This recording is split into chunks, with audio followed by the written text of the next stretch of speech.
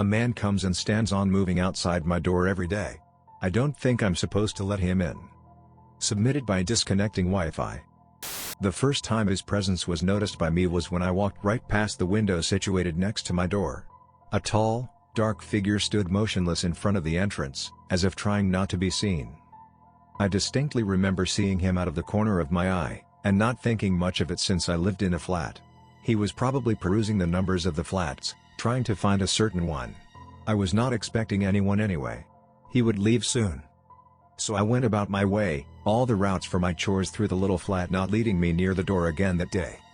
The next day, I was a little disturbed. I had been expecting a package that day, and you can understand how it is.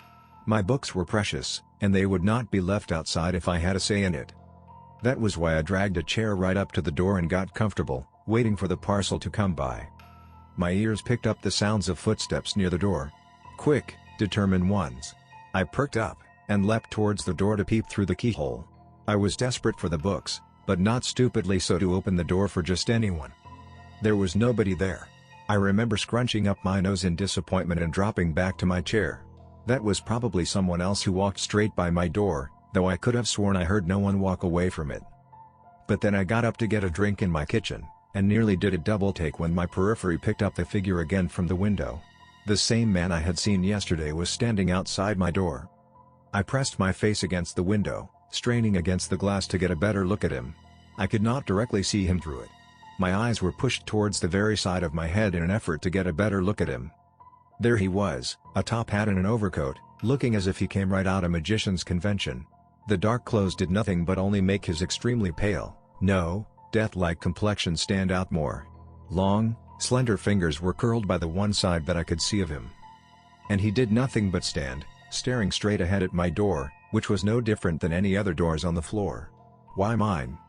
Something unsettled me about the motionless, mannequin-like stature of his. I was very close to opening the door and berating him, but I knew better than to confront whoever it was lurking outside head-on. I did the next best thing. I dialed the number of my friend. He lived on the same floor, and was a big, burly man. Not to mention he kept a gun, and was one of those people who were not scared of rushing into fights. He picked up on the first ring. I told him about my predicament, and he was kind enough to agree to march to my door and ask what the man's business was. After I hung up, I looked back again through the window. My nose pressed up against the glass would have been comical for me, but my heart was threatening to beat out of my chest and my hair standing on end. I still could not quite make out his face, so I shifted to the door so as to get a direct look and peeped out of the keyhole. There was no one there. I was confused and a bit frightened.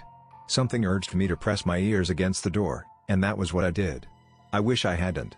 Ignorance is bliss, bliss. I heard the breathing. Heavy, loud, raspy breathing, sounding as if the air had trouble coming out of his lungs.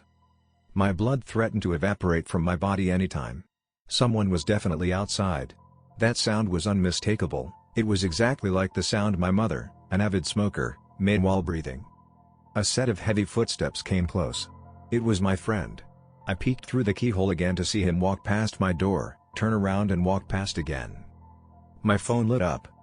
There is no one there right now, but be careful. If you see him again, call the police, seriously. I thanked him and peeped through the door again. Nothing. But the breathing, it was still there. A scraping, grating sound that made chills run along my spine.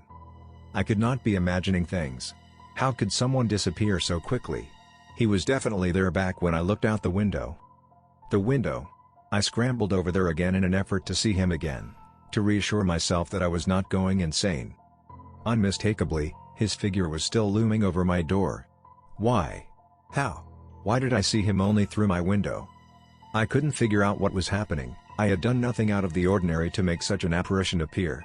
I tried to clean my window until it squeaked, hoping that it was just a smudge on the glass. I tried to listen to my favorite songs, but they only seemed to be overloading my senses. The figure remained. So did the breathing. And my anxiety was under the threat of going through the roof any second. My package never came that day, much to my relief. There was no way the door could be opened. I could not sleep at night, tossing and turning about, thinking of the thing outside my door. Motionless and breathing raggedly. The next day, dizzy and disconcerted, I made a beeline straight towards the window. He was not there anymore. I did not know whether to be relieved or even more unsettled that he was nowhere to be found. But as the day went on, I found myself slowly forgetting the figure which had been standing outside my door. In fact, I got so relieved that when my parcel finally arrived, I opened the door without any second thought. After all, he could not be seen anymore. What could go wrong? I had taken the parcel in with enthusiasm and proceeded to open it with more enthusiasm. And as if life couldn't get any better, I started reading one of the books with interest and desperation to put the creepy encounter behind me. I saw something move out of the corner of my eye. It was just a flicker. I thought nothing of it at first. The mind plays tricks sometimes, after all. He was not in here with me. I had gotten up to get to my fridge when a full figure made its way into my peripheral vision. It wore a top hat and a long overcoat. It was pale, and they wore dark clothes. It was turned towards me. It had its eyes burning through me. In a panic, I threw the glass that I had been carrying towards where the figure was. Where it should have been. It struck the wall, shattering into a million pieces, reflecting my failure back to me. But nothing was there. He was outside. He was not here in my house with me. I tried to clear my head by burying myself into my bed. But when I closed my eyes, I would still see the distorted shape of the figure. Taking a deep breath, I did whatever I could to remove the thought of it from my head. A slow, scraping sound came from beside me. The chair next to my bed.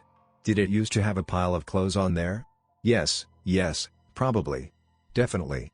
I don't want to look. He is not in here with me. I really didn't want to look. I didn't. But I did. There was nothing on the chair. Nothing at all. The scraping continued. The feeling of eyes on me stayed. The feeling of someone in the corner of my vision stayed. The feeling that I am going to be in danger stayed. It is in here with me.